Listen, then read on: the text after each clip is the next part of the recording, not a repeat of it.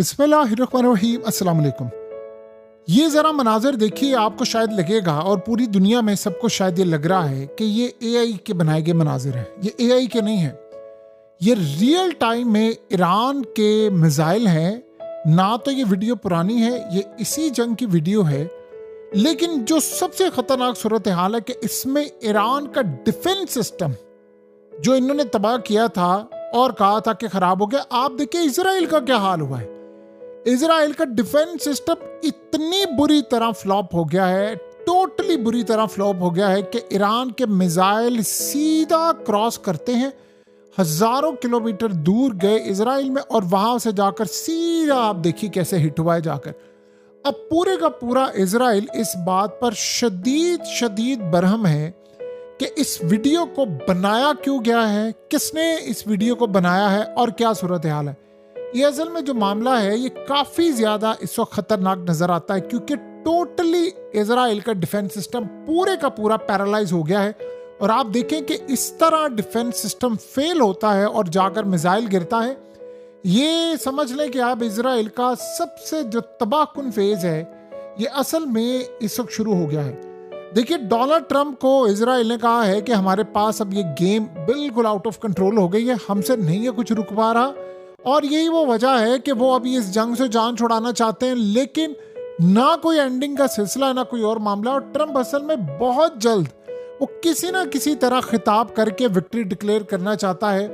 लेकिन मसला ये है कि ईरान के पास अभी बहुत सारे कार्ड जो हैं वो उन्होंने खेलने और वो अभी तक इस जंग को बंद करने के मूड में नजर नहीं आ रहे। अगरचे इजराइल का डिफेंस सिस्टम मुकम्मल तौर पर फेल हो गया है। और सोचें, अगर ये एक मिसाइल की सूरत हाल है कि पूरी तरह एक मिसाइल आता, अब आप एक मिनट के लिए गौर करें कि ये मिसाइल जाकर जिस जगह पर हिट हुआ है वहां कितनी तबाही आई होगी, उसका आप और हम तसव्वुर भी नहीं कर सकते। क्योंकि वहां पर ना मीडिया की एक्सेस है ना वो जा सकता है। तो सूरत हाल ये है कि ये मुकम्मल तौर पर ऐसा लग रहा है कि पूरे का पूरा जो निज़ाम है इजराइल का वो पैरालाइज हो गया है। दूसरी सूरत हाल ये है कि इस वक्त ईरान की जो फोर्सेस हैं वो इस जंग के अंदर मुकम्मल तौर पर जो लड़ाई कर रही हैं, उन्होंने जो स्टेट ऑफ हॉर्मज़ है उसको क्लोज किया है। और दूसरा, आज ईरान के फॉरेन मिनिस्टर ने कह दिया है कि हमने अपना जो यूरेनियम है वो बहुत ज़्यादा अंदर जाकर दफना दिया है, वो बाहर नहीं आ सकता। इन्होंने असल में अमरीकियों को ये बात सुनाई है कि आप वहाँ पर जाकर अटैक नहीं कर सकते और हम मुकम्मल तौर पर इस तबाही को करने के लिए तैयार बैठे हुए हैं जो आपके साथ है। देखिए, सबसे बड़ा मसला क्या पैदा हुआ है, जो इन्होंने 2500 कमांडोज थे वो इन्होंने रवाना कर दिए। अब ये कमांडोज कहाँ से आ रहे हैं? ये कमांडोज आ रहे हैं जापान से, ये दीगर जगहों से आ रहे हैं, ये अमेरिका से आ रहे हैं। ये पूरी जगह से जो टॉप लेवल के कमांडोज थे वो स्टेट ऑफ हॉर्मज़ खुलवाने के लिए आ रहे हैं। इन कमांडोज फौजियों को ये अपने साथ वॉरशिप लेकर आ रहे हैं, शिप्स लेकर आ रहे हैं। और ये जो इतनी ज़्यादा तबाहकुन सूरत हाल पैदा होने वाली उससे लड़ने के लिए आ रहे हैं, जिससे पूरे के पूरे खित्ते के अंदर अमेरिका के लिए एक मसला ये पैदा हो गया कि उसकी जो सिक्योरिटी है वो कंप्रोमाइज़ हो चुकी हुई है। यानी असल में इस वक्त इजराइल का मामला कुछ ये है कि पूरी दुनिया में अमेरिका की जो सिक्योरिटी है, जैसे मिसाल के तौर पर उन्होंने साउथ कोरिया से थाड निकाल लिया, उन्होंने जापान को कहा कि आप हमारी मदद करने के लिए आए, जापान ने इनकार कर दिया।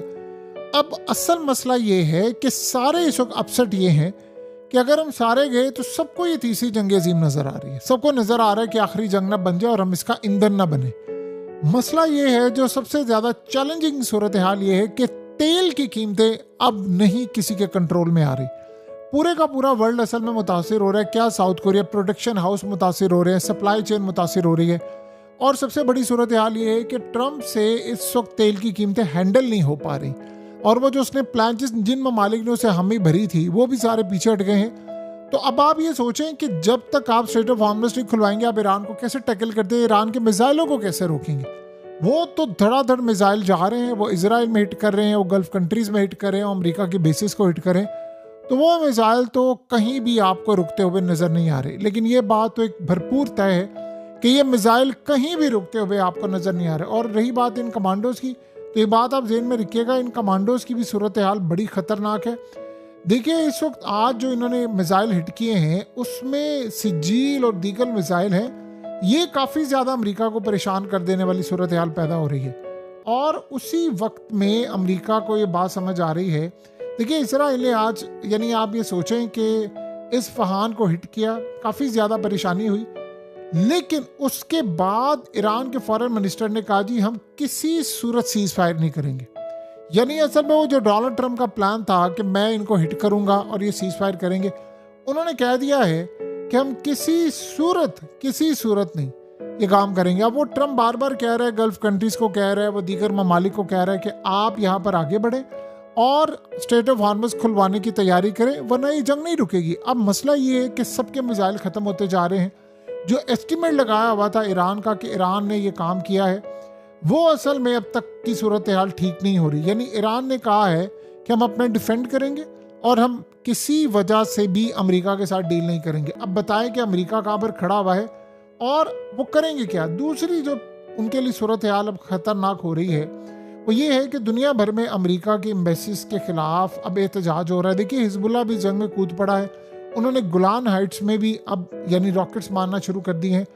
अब ये जो गल्फ कंट्रीज़ हैं ये सबसे ज़्यादा परेशान है, क्योंकि अब देखिए इतने मुश्किल से उन्होंने अपने मुल्क का, अब वो दिफा कर रहे हैं, ईरान के मिसाइल आ रहे हैं वो उनको रोक रहे हैं कामयाबी के साथ, वो कहते हैं हम रोक रहे हैं, लेकिन वो देख रहे हैं कि अमेरिका क्या कर रहा है। तो अमेरिका के लिए तो ये जाहिर सी बात है, फ्रस्ट्रेशन हो रही है कि भाई ये क्या चल रहा है, क्योंकि चाइना यहाँ से अपॉर्चुनिटी ढूंढ रहा है।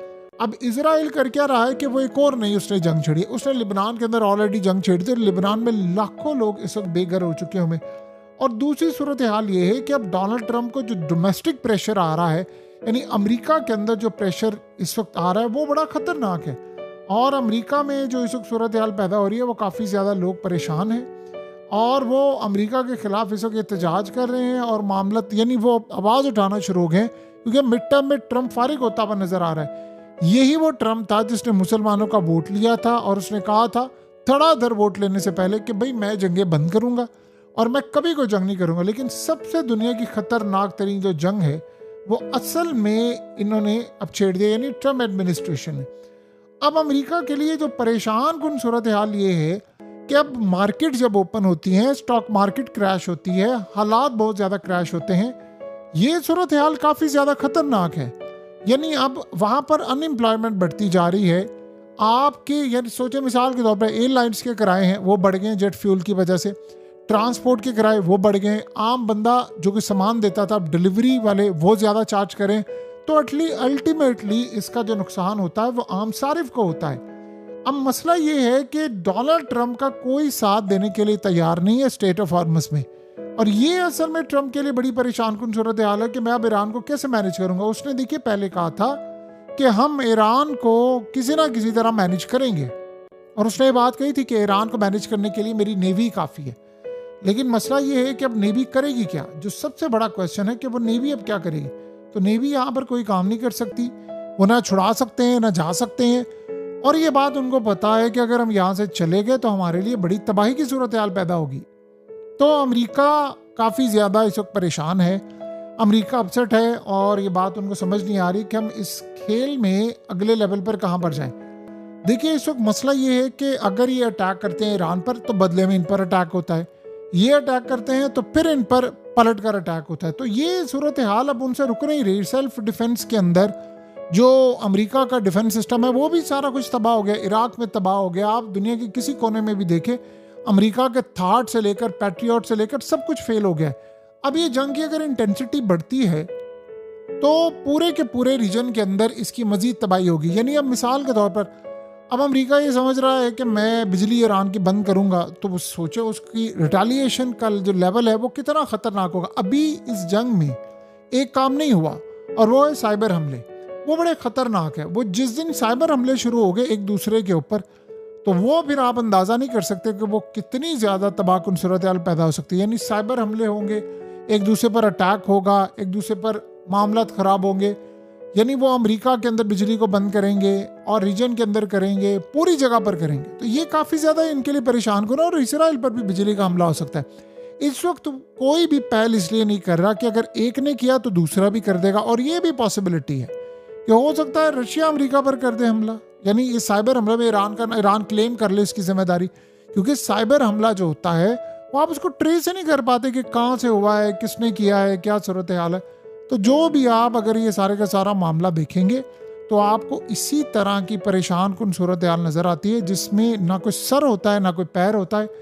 बस एक ही मामला होता है कि लड़ाई जारी है और ये लड़ाई इस वक्त होती जा रही है। बहरहाल आने वाले वक्त में चीज़ें काफ़ी ज़्यादा ख़तरनाक होंगी, मामला काफ़ी ख़तरनाक होंगे और देखना यह है कि सारी सूरत हाल के अंदर अब चीज़ें किस रुख पर जाती हैं। अमेरिका इस खेल को अगले लेवल पर ले जाना चाहता था, लेकिन अब इसको यहीं पर कहीं ना कहीं इसको बंद करना पड़ेगा।